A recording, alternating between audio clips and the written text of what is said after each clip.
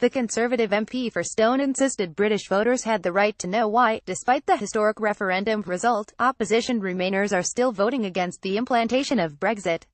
Sir Bill's House of Commons rant comes after 18 Labour representatives in the European Parliament backed a non-binding motion put forward by Guy Verhofstadt to stop Brussels opening post-Brexit trade talks with the UK. Two Tories, Richard Ashworth and Julie Girling, were suspended after voted in support of the resolution in Strasbourg declaring that sufficient progress had not been made for Brexit talks to move on to trade.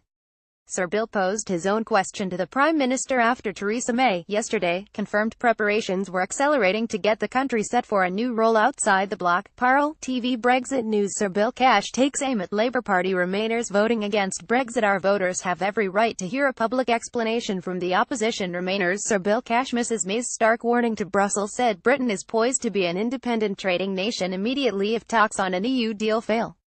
Sir Bill praised Mrs May for setting out the accountability on the Commons in her recent Florence speech, declaring it matters above all else.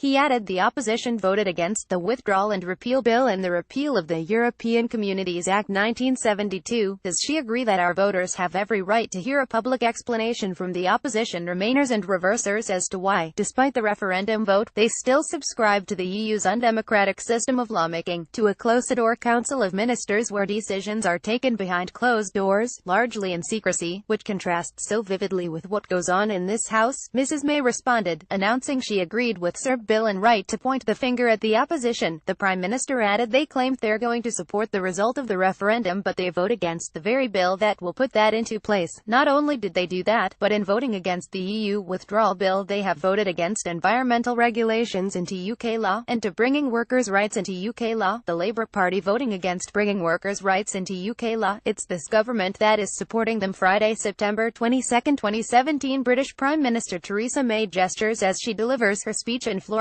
Labour Party leader Jeremy Corbyn had already faced ridicule after he called on the government to give way to allow Brexit negotiations to be handled by his team. He said his government in waiting and could provide the strong negotiating team. The Commons erupted with laughter as the Conservative benches mocked Mr Corbyn. One Tory backbencher could be heard shouting "Who's that?" in response.